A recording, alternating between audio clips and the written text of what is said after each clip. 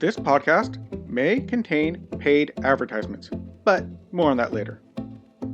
Welcome to the O'Connor Bootstrap podcast, where I discuss the nuts and bolts of business and leadership, with a focus on bootstrapping a business from the ground up. This podcast is for all entrepreneurs, bootstrappers, and leaders in all walks of life. My goal is to help you grow both personally and professionally. I am your host, Isaiah O'Connor. This podcast is brought to you by Audible.com. Audible.com has the world's largest collection of audiobooks, as well as other spoken word content, such as podcasts and Audible originals, as well as college lectures. Today's book I recommend is The Go Giver by Bob Burg and John David Mann. It is a wonderful book. It's a little story, a little parable, they call it, about a man looking to find stratospheric success, and so he seeks out a business mentor. He tells him the secret of stratospheric success, and that secret is giving. If you want to know more, you can go listen to my previous podcasts about it. You can go listen to my podcast with one of the two authors, which is Bob Burg, and he talks all about the book and the meaning behind it, and it's an amazing book. Go check it out over at audible.com/bootstrap with a capital B. That's audible.com/bootstrap with a capital B. And when you do that, you can get a free copy by getting a free 30-day trial. And in that 30-day trial, you can get one audiobook that you keep forever, 2 Audible originals that you also keep forever, and access to the Audible streaming library for the entire month. After that month is over, you get, again, another 1 audiobook and 2 Audible originals and access to the streaming, then on out. And it's only $14.95 a month for this. It is an amazing deal. You can get some great books at a great price. Go check it out, audible.com/bootstrap. And today I have a special guest on, and that is the other author of The Go Giver, and that is John David Mann.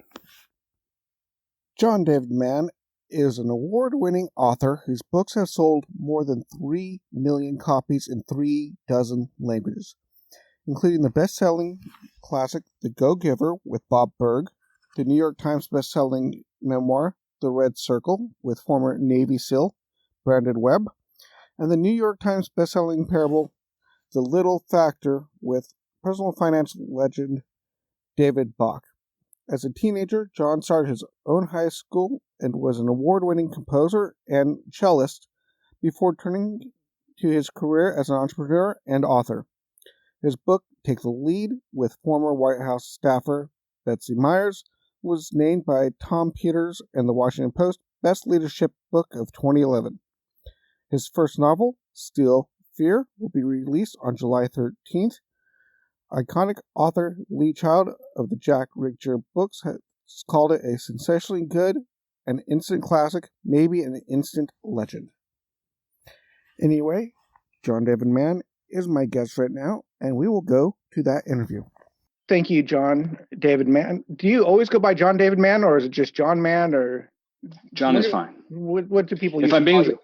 on people usually call me John. On book covers, it's John David Mann, just to differentiate from the other John Manns out there. But yeah, John is fine. Yeah, it's like Winston Churchill. You know how he made most of his money? I do not. He was a writer. Ah, yes. A Nobel Prize winning writer. Mm-hmm. And apparently at the writing at the exact same time in America was another Winston Churchill. Oh. And he just said, I'm going to just put Winston Churchill America on my books. Didn't work probably. Yeah. So no one heard of the other guy, though. So, of course, he didn't save the free world. So I guess there's that. There's that. Yeah. Anyway, welcome to my little podcast here. It's a podcast for businessmen, bootstrappers, entrepreneurs, leaders. Yeah. And the Go Giver series is a perfect series for that. I've only read The Go Giver, or listened to, I should say, The Go Giver, where I've heard your voice and my mind just completely blanked. Bob's. Yeah. It's been a long day today. So I got up at 5 o'clock this morning to go to work for a little bit. Then I had a meeting at 12. And then I wound up getting a surprise job interview right after that. Because I need to make some cash there, since, as I discussed with you earlier, and for anyone who hasn't heard lately, COVID's been a little bit rough on the balloon and entertainment industry. So finding another job. So a little bit tired, so do bear with my rambling on today. But I talked to Bob. Bob's a great guy, by the way. I've been on an author streak here. I first talked to Bob. Then I talked to Rabbi Daniel Lapin. And then I got to talk to the guy who inspired the whole deal, which is Dan Miller. 48 Days to the Work You Love. Yeah, not familiar, but go ahead. Yeah, great book. And there's one uniting thread here. They're all friends of Dave Ramsey. So it's been a business person. And Bob did a really good job of explaining the Go Giver. You can tell it's his passion. He's really excited about it. He runs the Go Giver Facebook group and page, and that's his thing, which I really like. But with you, I want to go a little bit different direction. There's a lot of people that write books. Dave Ramsey wrote books. A lot of people write books, but there's not a lot of authors who write books as a living. You know what I mean by that? You know what I mean by the differentiation? Like, I know a balloon guy who writes a couple of books ever so often just to help increase his balloon sales. So, yes. But you're like a writing book guy. You even wrote a little book, which I downloaded. I haven't got a chance to sit down and read it yet. What is that on your website now? The How to Write Gooder? How to write good, or at least gooder. Yeah. Yes. So that intrigues me, because I think having a career, bootstrapping, starting up, being an entrepreneur, doesn't necessarily mean you have to go out and start up a balloon business like I did. You can start writing a book in your spare time. Ever hear of a guy named Frank E. Peretti, the author? Yes. He wrote his first book, This Present Darkness, while he was waxing skis and filling in holes at a ski shop up in Washington, fixing skis. And then after it got published and it got a little bit of notice, all of a sudden he got a call from the publisher and said, by the way, how much do you need to write us a sequel and just live and do nothing but write that sequel? And you're like, what? And they just paid him a huge advance on that book, which obviously was a smart move on their part. And he went from being a part-time author and a full-time ski fixer to an author who has wrote many, many books from then on out. And I've read a lot of them. And he's just an amazing author, especially in that genre. I really like him. Yeah. So how did you get started? How's that for a first question? How did you first get started into writing? Was it in high school? Was it a kid? Was it later on? You know, writing was always around me. My parents were both teachers. My dad was a music professor and a conductor.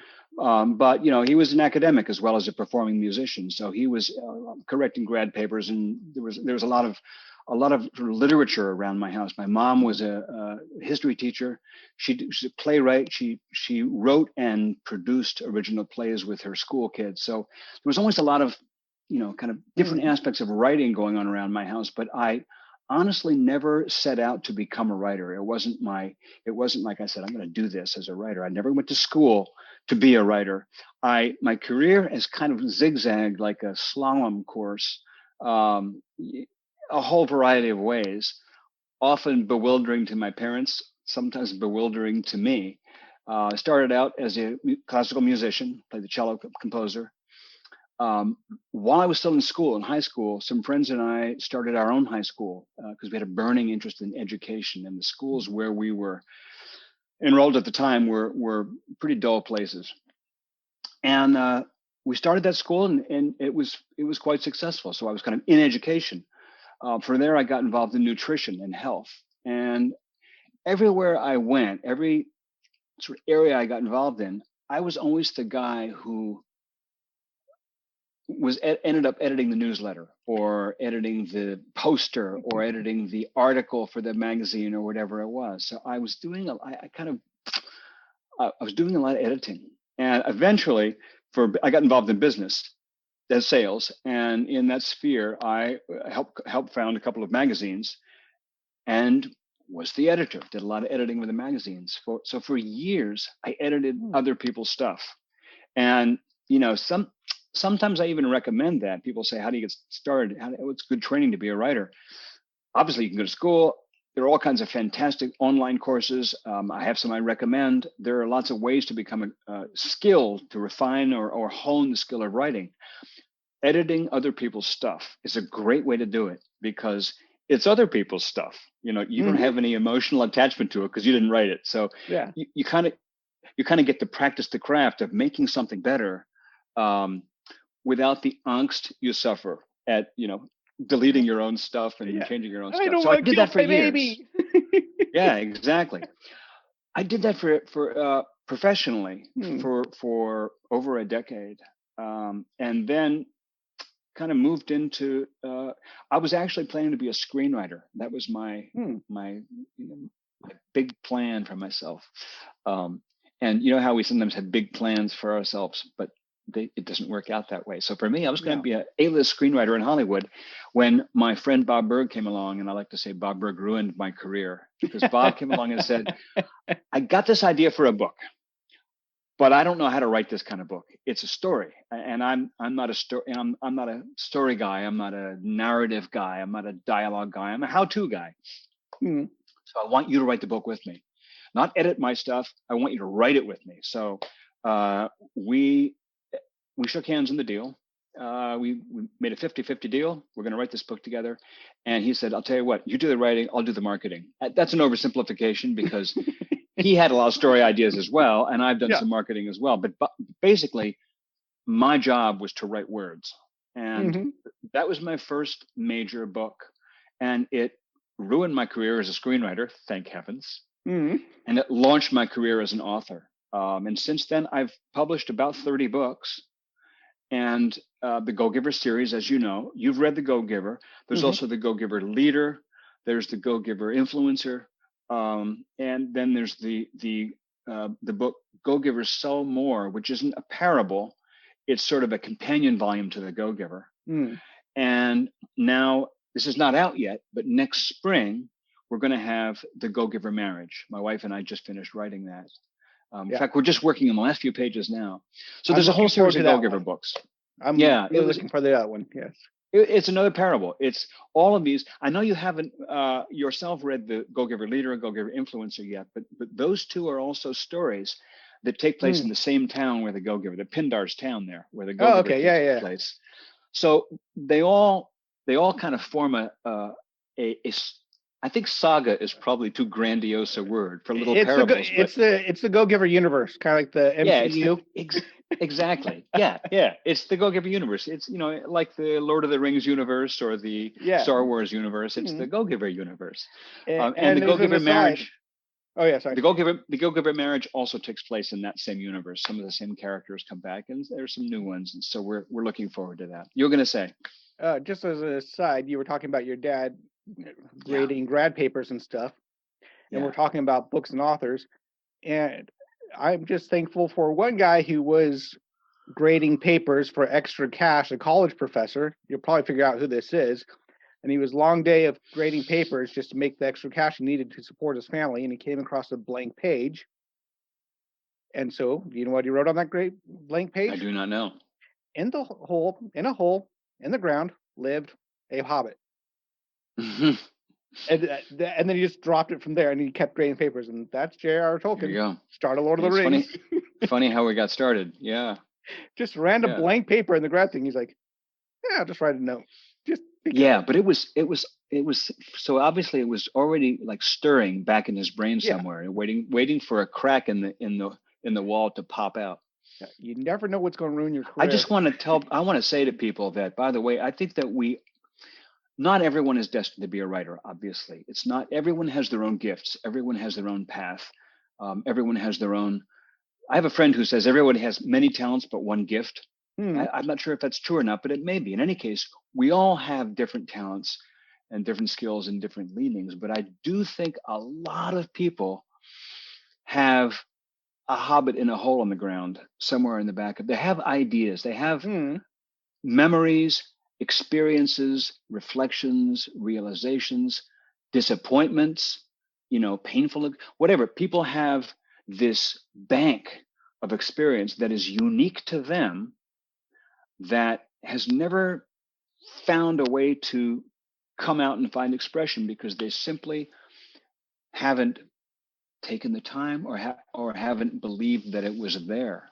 So I do think, a lot of us have a hobbit in the hole in the ground in the back of our minds waiting for a blank page. That's a great story. I'll use that story in the future. Yeah, it is a great story. And I'm a bit of a Tolkien fan beyond, and Lewis. I would never have guessed. Beyond Lewis. Just the books, beyond the books. So I've read biographies and listened to a full college course on them. Yeah, good for you. And they're magnificent. Talk about writers. C.S. Lewis. Do you know how incredibly talented and smart he was? Yeah, actually, I do. In fact, I've studied the man just as you have. Yeah. Have you heard of the hero of mine? The planets. Yeah. And how he mixed the planets into the Chronicles of Narnia. Each one represents a separate planet. Did you hear about that? Yeah, actually, yes. It's amazing. There's so much learning and depth in those books. Yeah, and he did one a year. That's incredible. Yeah, I know. So if you want to be an author, that's one thing. If you surround yourself with something you love, you can start doing that, because if you surround yourself with a lot of authors, you can be a better author. You surround yourself around a lot of leaders, that's going to come up. And I was liking what you were saying about that whole thing. Have you seen the kids' movie Ratatouille? No, I haven't. It's a Pixar Disney. It's one of my personal favorite ones. Not only do I have kids, but I'm a big kid. When my wife and I were first married, the first couple of years, our neighbors with kids would come and borrow our kids' collection because they didn't have any for their kids, and we didn't have kids. But the whole thing of that one, it's the rat that cooks. And the beginning of it, the main chefs, Smaltmoiler, he dies, but he inspires the rat to cook. He says, anyone can cook. And of course, the food critic says, not anyone can cook. And he was really harsh on it. But you watch the story. The moral of the story is everyone can cook. But you don't know exactly where greatness will come as a cook. So anyone, you can get greatness from a rat cook, and of course the film, because I don't think a rat today would be a great cook. But point being was, you never know where that little germ, where that little hole in the ground of the Hobbit. Everyone can write a book. That balloon guy said, he says, write a book. It's great for marketing. It doesn't take much to write a small book. Then again, my mom just wrote a book, and her first try, it's being published. So, but she's also introduced me to Lord of the Rings, and she read a lot of C.S. Lewis and Frankie Peretti and stuff. So I wonder how that works. I actually got to be a beta reader. Do you ever use a beta reader group? Yeah, I do sometimes, yes. Yeah, so I got to be a beta reader on a little fantasy novel, and he picked me because I read Tolkien and Lewis and fantasy and sci-fi and all these books. He's like, yep, you're the type of guy I need. So, no, that's really cool how you got started. And why you got started? Was it like Frankie Peretti? I'm sure you didn't just stop and completely, and I'm going to write a book now and no income for now until we write this book and get it published. How'd you go from working with Bob and getting a book published to being an author who now has your full-time income as an author from your books, right? So how'd you go from Because that's kind of the bootstrap thing. A lot of people start writing books in their spare time. Yeah. Gradually and stumblingly. And, I say this in the book, How to Write Good, that writers by and large are entrepreneurs. Not everybody. I mean, if you're a staff writer for a magazine, then you're on a salary, and that's great. That's a salaried position. That's having a job. But for most writers, certainly for authors, publishing books, for most people who are doing writing, certainly part-time, maintaining a blog or being a writer on other social media outlets, or writing is an entrepreneurial gig. Writing is one of those deals where you're making up the career as you go along. You don't have a steady salary. You don't have any financial guarantees. You don't have an infrastructure that supports you or that directs you. Man, you are doing it on your own. And so for me, people hear New York Times best-selling author. The dude must be loaded, right? He must be rolling in it. It isn't that way, because you publish in my book, How to Write Good, I actually take one chapter and kind of lay out the economics of how it works. It's very difficult to make a living as a writer. It's certainly not impossible. It's doable, and not just by Stephen King and best-selling James Patterson, and not just by household word writers, but yeah, you can make a living as a writer, but it's difficult. The reason it's difficult is that, first off, you're an entrepreneur. The fact that you write a book doesn't guarantee it'll get published. The fact that you publish a book doesn't guarantee there will be much sales. And even when there are sales, it doesn't guarantee sales will rise to any major level. You can sell 5,000 books, 10,000 books, 20,000 books. Congratulations, you've sold 5,000, 10,000, 20,000 books, but you still have bills to pay and groceries to buy, and that isn't going to do it. Yeah. And a lot of people sort of have the assumption or the belief that if you get a publisher, like a mainstream publisher, that they will handle marketing the book. And it actually isn't that way. Publishers don't go sell books for you. Particularly in nonfiction, but it's also, it's true across the board, but particularly in nonfiction, memoir, how-to books, books on specific topics that are not, novels. Publishers get your book out. They will do some positioning. Maybe they'll place it in bookstores. Maybe they'll take out a few ads. They'll kind of set it up in the world. They'll create the channels, but they don't drive the sales. It's not what a publisher is set up to do. If you're an established best-selling author, then yes, the publisher will bring in whatever big guns they can to just move mountains and make it happen. Yeah. But that's because you already created the buzz. You have to create the buzz. You have to create the readership. You have to create the market. So you asked, how did it go for me? I said, stumblingly. It went very gradually. And honestly, so I've been writing books now. I've been publishing books for only about 12, 13 years. 2008 was The Go-Giver. I published a book in 2007. So Go-Giver was my second book. For most of those years, writing hasn't supported me, not entirely. It's steadily coming along. But I have written books, for example, where typically a publisher will give you an advance. You write a book, a publisher gives you an advance, which may be anywhere from $5,000 or $10,000 to six figures. It depends, but typically it's not that big. And when they give you an advance, it's typically broken into 4 pieces, paid out over time. Some of that advance you may actually receive after the book is published. It's like, I don't know how that's called an advance, but it is. So even if let's say you get $100,000 advance, it doesn't mean they give you a check for $100,000. In my case, all my books are partnerships, so I get 50% of the money. So take 100,000, peel off 15% for your agent, which you want, split the rest in half, then divide that into 4 pieces because they dole it out in four installments. And all of a sudden, you're not getting $100,000, you're getting $10,000. And if you want to try to live the whole year on $10,000, then you're not living in the world that I live in. And that's also after Uncle Sam takes a bite. That is true. That is absolutely true. So the bottom line is, it's been a slow and financially difficult climb for me. It's good. It's a good life. It supports me now, and I'm really, really happy with it. But it is far from automatic. It takes like any entrepreneurial adventure. It takes a lot of consistent discipline, and you absolutely have to have a passion and love for what you're doing, or you'll get discouraged way too soon. And there's a dirty word in there. Yeah. Discipline. Very dirty word. It's a funny thing about discipline. I grew up playing the cello. That was my first real career. And before it was a career, obviously I spent many, many years learning how to play the cello as a kid. I would play for hours a day.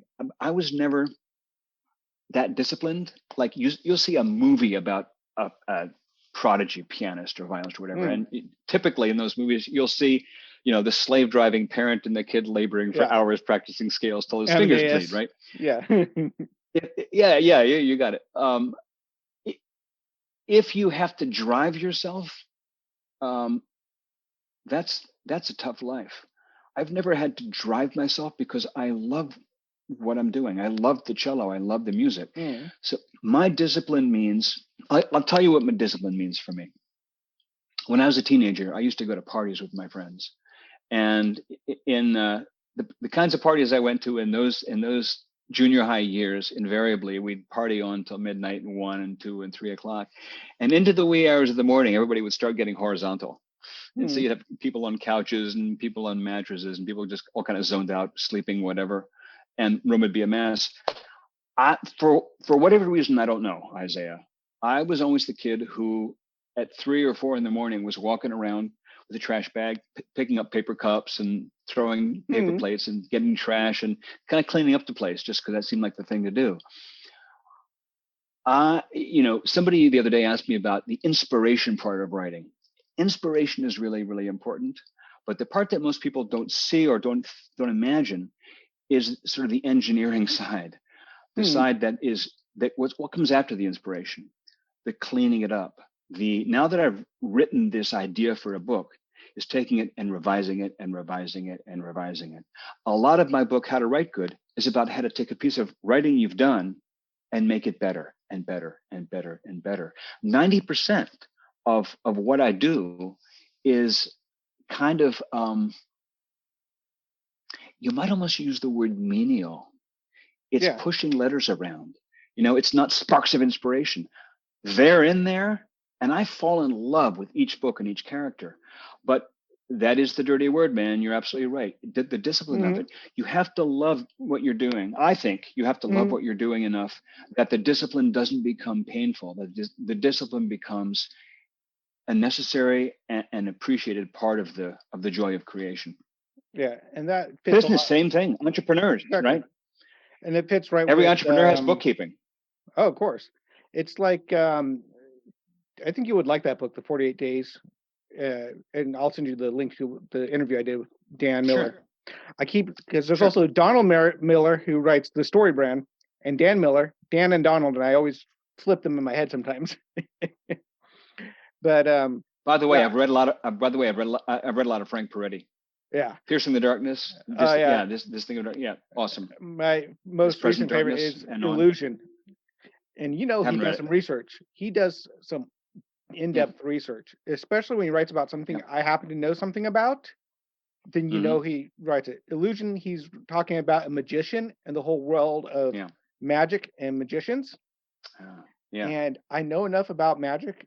I'm a clown. I'm part of a Christian magicians thing, so I know a bit about magic and the terminology and stuff. And he's nailing the terminology. He knows exactly the right words in the right spot in the right way. And that's a lot of work. It's important. When you're writing about, I've written a lot. I've written a lot of books about military topics. Oh yeah. And when you're writing about military, man, you got to get it right. You got to get the calibers right. You got to get the rank right. You got to get the form of address to your superiors and inferior. You got to get all that right, because if you don't, your military readership will see one thing on a place and they'll go, this is bull. I'm not, and that's it, man. So the same thing is true if you're writing about forensic. Yeah. Or if you're right. And can you blame them in a way, because the whole thing of a story is you need to have this willing suspension of belief. Yeah, exactly. It needs to feel real for every second. If you let the illusion, speaking of illusion, if you let it drop for even a moment, then the story kind of falls apart. It's like having a character in a movie suddenly looking at the camera, So can you blame them, the correctors? And whether you're writing about, even in a parable, like I wrote a book called The Recipe a couple of years ago with a friend who was the Bob Berg of that book. His name is Charles Carroll. He's a chef. He's a world-class Olympian chef. And the book is about a young kid who's lost his dad, who is angry at the world, is going down a troubled path, and he crosses paths with a crusty old diner chef. It's kind of like Master Chef meets Karate Kid, he starts learning lessons from this old chef, and they come to a crisis point and so forth. But a lot of it took place in a diner kitchen. I had to get the food right. Oh yes. I had to get the pots and pans and knives. I had to get it all right. Like I had to learn enough about what it is to be a diner cook so that people who spend their lives in that world could read that book and never feel like, oh, this is wrong. It's really important. It's like respecting your reader is really, really important. And I can tell the difference. I saw one where anyone can publish. It's just an app that you can read. And I read through. The story was intriguing enough to begin with. Yeah. But then it just went on. And then it was about rich people and snooty family inherited wealth, rich people. Okay, I get that. Common target. But then he started talking about how they all have these huge lines of credit and that he was only using all his credit card. I'm like, no. Most rich people have cash. They don't need a credit line. Yeah, anybody can write. Also, anybody can do surgery. But is that who you want for your doctor? Exactly. And by the way, you know where I got the correctors from? Mike Rowe. Do you know who that is, Mike Rowe? Yeah. Mm-hmm. If you listen to his podcast and they talk, he's added a new segment where they talk about the podcast we just listened to, what inspired it, what came up, all these different things. It's really interesting. And they're always talking about the correctors because if you've ever heard his podcast, it's called The Way I Heard It. And it's an homage to the rest of the story. Right. And so he purposely says the way I heard it, just in case he gets something wrong. He goes, well, that's actually just the way I heard it. So maybe I heard it wrong type of thing. Yeah. But he talks about the correctors. You get one thing wrong in that, and they'll be like, no, it was this and this and this. And he goes, okay, well, Yeah. So now what did you do up until you were able to live off of writing? What was your ski shop? I'd been involved in business and sales, and my wife and I both had consulted the company. So we'd do some consulting. And for a while, I mentioned that people who are, say, staff writers for a magazine have a salary. That was me for a while. For many years while I was editing, I took a small salary from one of those magazines that I helped found as senior editor. So I supplemented my income for many years, either through or both through sales consulting, sales related jobs, not salary jobs, but contract work, piecemeal work, and a salary, part-time salary as an editor. And I think, famously, a lot of writers, novelists, are famous for their day job being that they're an English teacher. Stephen King was an English teacher for years. Yeah. There's a wonderful author, and I'm a big fan of in the U.S., Chris Knopf, who's written a great crime series that I really appreciate. And his professional career is he's got a marketing company. James Patterson, one of the best-selling authors on the planet. Now he spent a whole career in a advertising marketing firm. So a lot of writers, interesting. Here's an interesting example of somebody who would answer your question in the most fascinating way. Adrian McKinty, who wrote a book, his breakout book, which I think came out 2 years ago, and it was one of the it books of the year. Everybody was talking about it. A book called The Chain. The story of The Chain was simple. It was like a chain letter. You get a phone call. your daughter's been kidnapped, and you'll see her again when you go kidnap somebody else's daughter, and the chain goes on. If you break the chain, you never see your kid again. Terrifying, horrifying. Don Winslow called it Jaws for parents. So it was it was a huge phenomenon. But here's the thing: McKinty had been writing great books for years. He'd won awards for his books. He just wasn't selling a lot of copies. Couldn't live off it. So the story goes, and he was from Ireland, and he was living in the States. He'd moved down to Australia for a while. At this point in his life, he was driving an Uber to make ends meet for his family, and finally wrote one night on his blog, "I'm throwing in the towel. This writer thing is not working for me." And Don Winslow, a very famous established novelist, read this and said, "This guy's too talented. We can't let him go," and persuaded his agent to call up McKinty and say, you got to write us a book that we can publish in the States. Anyway, he was on the verge of quitting because he couldn't get his writing to support him. And he's a phenomenal author. So, it just highlights the fact that writers are entrepreneurs.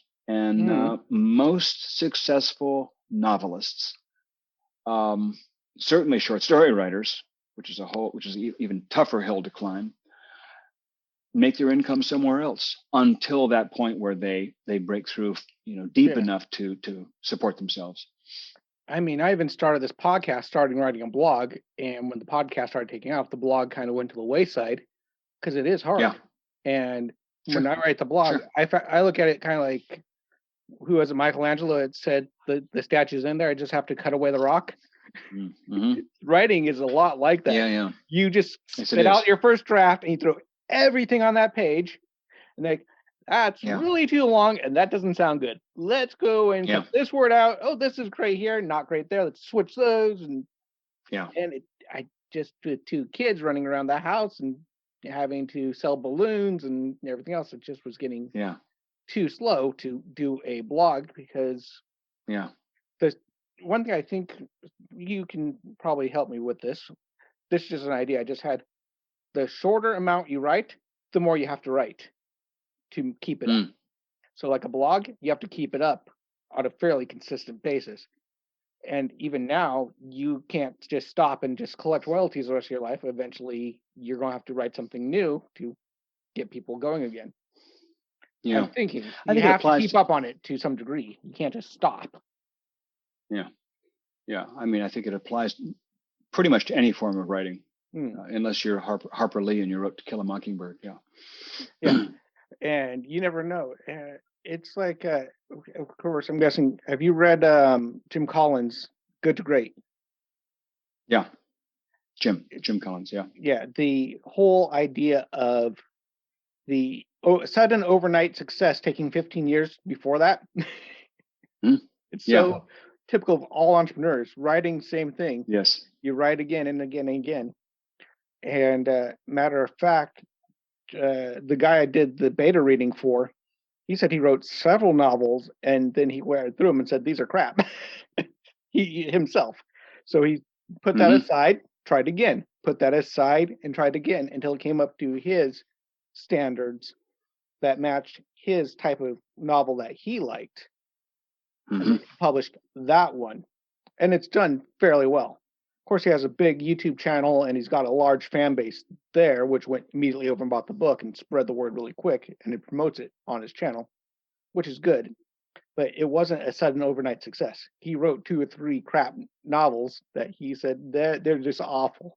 These are horrible. And I was writing more and everything else. But it's never a sudden overnight success. It's like a lotto millionaire. If you're an overnight success, you're usually an overnight failure too, right behind it. So now, what would you say? I have a friend. I won't say his name, but if he listens to this, he'll know what I'm talking about. He's working as a corrections officer at a correctional facility, but he also likes to write. And he's always written. He's always been wanting to write and stuff. And he kind of, I don't know if he's given up on it, but he does write. So what would you say to a guy who's just working the everyday job and just writing in his spare time? I personally don't think he should give up. But what would you say to encourage that guy? Well, it depends on what he wants to do. I mean, I don't know the guy what his goals are for writing, but if he aspires to be a published novelist, or if he aspires to be a columnist, or I don't know what he wants, but one thing is for sure, if you want to go anywhere with your writing, first off, you got to do it every day. You got to write every day. It doesn't have to be hours, obviously, but it has to be some time every day. You've got to be writing, at least a half hour a day, hopefully more than a half hour, hopefully an hour or 2 hours a day. And the other thing is, you have to have a commitment to not just writing, but writing and then improving your writing, making the writing better. My definition of a writer is not necessarily someone who's published or who earns an income in their writing. It's somebody who writes every day and has a commitment to making their writing better and works at that in earnest every day. So, one thing that's ancillary to that is to share the writing. I mean, you could write in your room and nobody reads it for years and get better, but it's much easier, or anyway, it's more accelerated. It's assisted by sharing your writing. That's one thing a blog is great for. Social media can be helpful for that. And I think short form writing, columns in newspapers, editorials in newspapers, newsletters, your own newsletter, a blog is almost like a newsletter.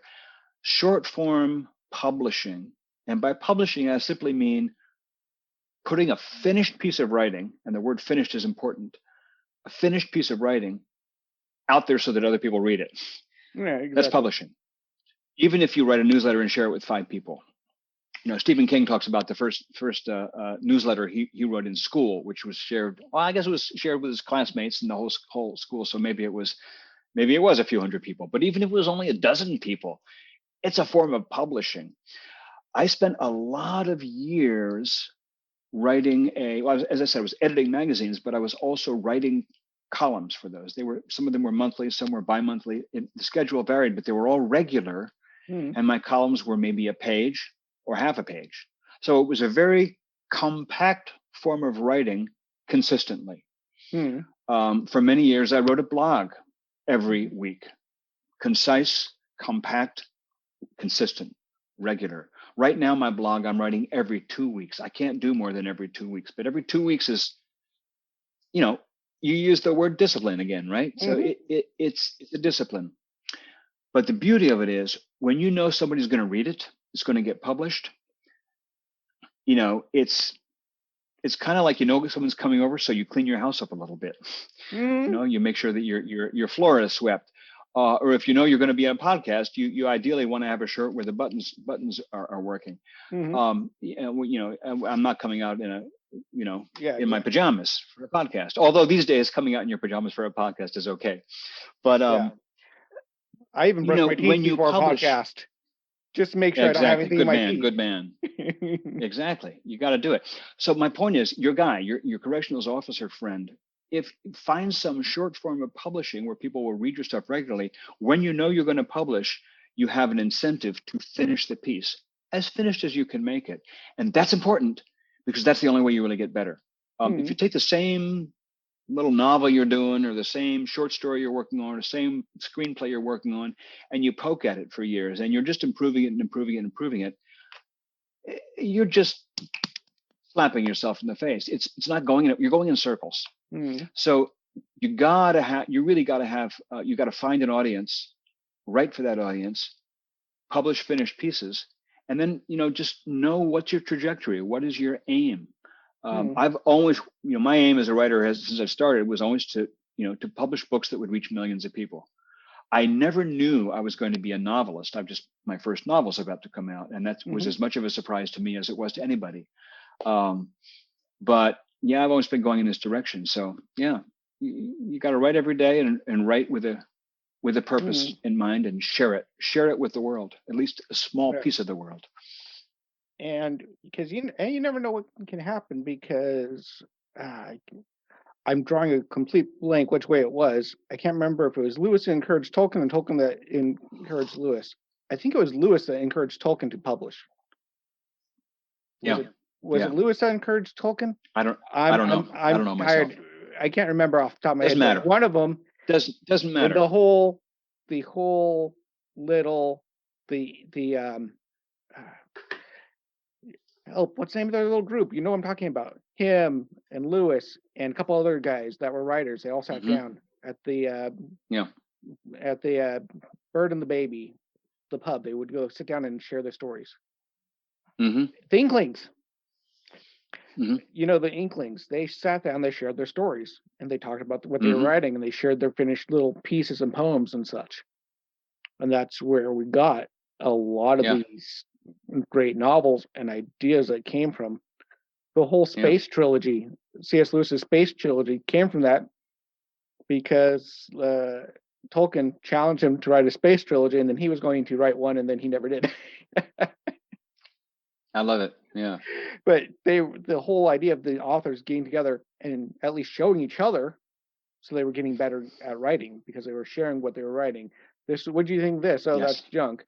Sometimes it backfired. Sometimes they were just like, oh, you just don't get it, which that might happen. People just won't get what you're writing. It's life. Yes. I can't remember who it was. One of the guys, when Tolkien started talking about it, he goes, what, hobbits and elves again? He's like, no, just be quiet now. So sometimes, but that's another thing. How do you deal with criticism? Because you know it's going to come. Not just correctors, but critics. Depends. Depends if I place value in the critique or not. And again, not to sound the same tune again, but in the book, How to Write Good, I devoted a section to critique, because critique is, you know, my writing skill or ability hasn't improved in a straight line through my career. It's mostly been like, it's kind of gone along, and then I've had little blips where I significantly got better.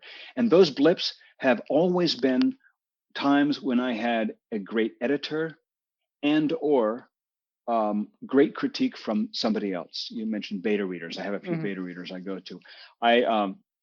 For the novel, I actually hired a consultant, a story consultant, to read my draft and give me critique. She was professional, you know, at doing that. Critique is essential, but it's got to be from people whose critique you have reason to value. Just because you have a friend who's willing to read your writing doesn't mean their critique is going to be valuable. Most cases, it won't be. And in many cases, it can even be destructive. And not necessarily because they tear you down and say it's awful. It can be destructive because it's not useful. You can have friends who think everything you do is amazing. You know, like your mom can think everything you do is amazing. That can be destructive, actually, because it's not useful. It doesn't make you better. I have a circle of readers. Many of them, they'll read a draft of a book, and you know, mostly what they have to do is they tell me which things they loved. Yeah. Don't get me wrong. I love that. I appreciate that. You know, when you write something, it's like a newborn baby. It's very fragile. Your ego is in it. And so it's nice to hear, I love this part. Somebody will say, I love this part. And I go, oh yeah, I did too. I'm so glad somebody else loves it. But it's not useful to me as a writer. It's nice for me as an ego, as a person. What's useful to me is when someone says, the whole thing held together really well, except in this part, I felt like I lost the thread. I wasn't sure where it was going at that point, or this part didn't feel believable, or at this point, the dialogue lost me. Yeah, or there was a little bit too much exposition. Exactly. Like, I want people to too much. I want people to tell me what for them, what works and doesn't work, and I need them to be knowledgeable enough as readers for the critique to have chances are better than 50% that it's valid. You have to know when you get critique from somebody that even from the best critiquer, I use the word critiquer rather than critic, because critic is a loaded term. But anyway, even from the most knowledgeable professional critique, You have to know that there will be things you want to take with a grain of salt. You don't necessarily change everything someone says you should change or make every correction. I think it was Neil Gaiman who said this thing that I love, which is when people tell you, and I wouldn't say people, I would say, qualified readers. When people tell you something doesn't work, they're nearly always right. When people tell you how to fix it, they're nearly always wrong. Most times I don't need my readers to tell me what to do to make this thing that didn't work, to make it better. That's my job. I'll figure that out as a writer. Yeah. And most times if they do tell me what to do, it's actually not an answer. I had an editor in my very first book, my first experience with a professional editor, who went through the book, and she would make suggestions about what needed to happen here. And then she would write, she would say, like, for example, and she would write a paragraph. And Isaiah, her writing was so awful. I mean, it was so awful. It would make me, I would show my wife and say, can you believe this? I was young. I was a little cocky. I mean, I wasn't that young. I was in my 50s, 40s. Anyway, I wasn't that young, but I was young as a writer. I got a little cocky, and I was thinking, because the writing was so awful, I just discounted it. But within a few weeks, I would go over it, and I realized her editing is brilliant. Her critique is spot on. All the stuff that she said I should change, she's right. She's right. Her suggestions for how to do it were terrible.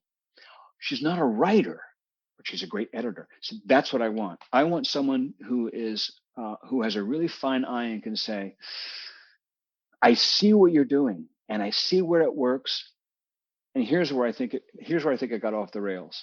And then they leave it to me to fix it. So it's so valuable. I think it's probably the heart of the person too, because there's a big difference between someone who's trying to be constructive and help you build something, rather than someone that just wants to tear it all down and burn it down because they have fun with it, or prove how much they know. Yeah, and it's kind of like, reminds me of Rhinoceros Success, another one of Dave's must reads. And he talks about, if a cow criticizes you, ignore him. But if a lion criticizes you, you got to pay attention, because it's got to be the right person, the right attitude. Another rhino warns you, then you really listen, kind of thing. And I'm trying to track him down and get him on too, Scott Alexander. That would probably be a fun one. So we've been going for nearly 45 minutes or so, an hour almost now. It's been really fun. And I could keep going all night, but I'm sure my wife's going to be soon calling me. Are you done yet? Are you coming home? I need help with the kids. Yeah. I'm guessing you probably have kids, right? Grown. I meant grown kids. Yep. Yeah. But you remember those days. I do. Bedtime and the most wonderful, perfect kids in the world until bedtime, and it's like Jekyll and Hyde, and good luck. So that's right. Anyway, I'll let you go. Thank you so much. And before we sign off here, pleasure. Any last words for entrepreneurs, inspiring writers in all fields of writing, be it bloggers, other types of content creators? Any last little things of wisdom that you've learned through making bad decisions to get the experience to make good decisions? Sure. I think what I would say would apply equally to writers and to entrepreneurs, because they're both, in both cases, you're creating something. You're creating something that didn't exist before, whether it's a story out of words or it's a business out of products, services, commerce, what have you, human interactions.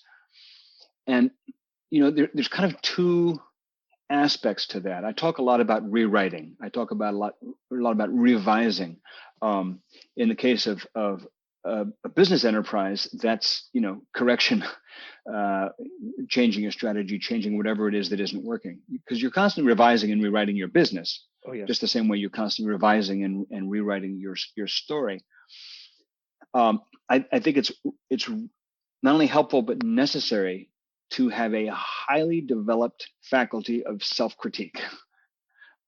Be on the lookout of what needs to change, how you can get it better, how you can make it better, how you can make it better. But what a lot of writers anyhow, aspiring writers do is they strangle themselves before they even get out the door by criticizing the writing while they're writing it. Writing a paragraph and looking at them saying, "Oh, that's terrible." Writing your friend who wrote 3 novels and said they were great. I admire that. But a lot of people try to write and cut themselves off at their knees because they start criticizing. The critical inner voice starts jabbering at them while they're still just getting out of the gate. So what I would say is it takes a tremendous amount of faith in yourself, faith in your idea, faith that you had a good idea, that you have a good idea, that there's good stuff in there that merits getting onto the page, or that your business, there's a good idea that merits, forming a business. It may take a lot of mistakes and revision and failure, and to find it. But Stephen King was,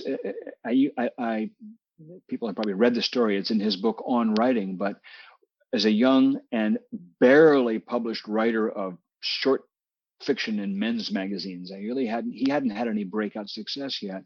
He wrote a story about a teenage girl, and he'd written a few pages of it, maybe, 10, 12 pages, and he thought it was crap, and he threw it in the trash, literally. And his wife, Tabitha, who was going through cleaning, straightening out, brushed the ashes off it and took it out, uncrumpled the pages and took it to him and said, "This is good. You should finish it." And he said, "I don't know anything about teenage girls. It's just like, I don't think I can do this." And she said, "Well, I'll help you with the teenage girls part. You should keep writing it." So he did. And that was Carrie. And, he eventually sold the paperback rights for like $800,000 or something. And it was his breakout moment. But it started out in failure. And a lot of writing, a lot of successful writing starts out in failure. In How to Write Good, my book, I take a whole chapter showing you the first page of The Go-Giver in its original draft. And it's not very good. And you can read it yourself and you can judge it. It's not very good. And then I show you the first page in the published version and all the steps that we took to get from here to there. So I think it's important to know that there are jewels in the mud. There are good ideas in the mess, that it is a mess. Your first attempts will not be masterpieces, but that there will be germs of seeds of greatness in there. And it just takes, love, faith, and discipline to find them. So those are my thoughts. It's been lovely speaking with you. Thank you so much for coming on. And that was my interview with John David Mann. A small side note about the difference in audio quality for those that notice. I forgot my mic back at my office when I left, and I didn't record my intro and outro, so we're going with my phone today. So I do apologize for the drop in quality. Anyway, I really did enjoy that interview with John David Mann, or John. It was a lot of fun. We probably could have talked for a good deal more, and I hope that I can have him back on the podcast. It's been very interesting getting to know each other a little bit over this last couple of weeks as we got ready for this podcast. So he's really a nice guy. You got to check him out. He does have a website, johndavidmann.com, and that's with 2 N's, MANN. And while you're there, you can get his free book that he was talking about, How to Write Better. How to Write Good, or at least Gooder, I think is the title. You can get that book for free by going over to johndavidmann.com. And no, I'm not sponsored for that. I'm just helping him out because he's a great guy. So go check that out. And one thing I have to really like and note is being an author is also being an entrepreneur. I never thought about that, but it's true. There's so many things that an entrepreneur does and an author does. So it's really amazing. He really talked about that and hammered that home, and I thought that was really, really cool. I never expected that from an author. I thought I'd help out my author friends a little bit by talking about books and authorship, since he's written 30 books and he's done all this writing. And indeed, that was part of it, but I really love the entrepreneurship twist.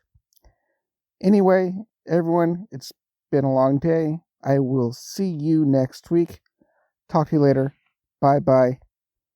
And thank you for listening again. I'm very thankful. If you found value in this content, please leave a comment and give us a 5-star rating on whichever podcast platform you use. We're on Apple Podcasts, Spotify, Google Podcasts, and most other podcast platforms. If you would like to support us, you can check out our sponsor links, or if you would like to directly support the show, you can donate or join our membership program at buymeacoffee.com/bootstrap. Of course, it really helps when you share these podcasts as well. If you would like to interact with me and other bootstrappers and leaders, you can join our O'Connor Bootstrap Podcast Facebook group. You have been listening to the O'Connor Bootstrap Podcast and Atheoz Business Solutions Podcast. For our companion podcast, the Atheoz Business Podcast, hosted by Jason St. Clair, past episodes, and related blogs, check out our website at www.atheoz.com, which is www.atheoz.com, or theoz.com. Until next time, I've been your friendly neighborhood entrepreneur, Isaiah O'Connor.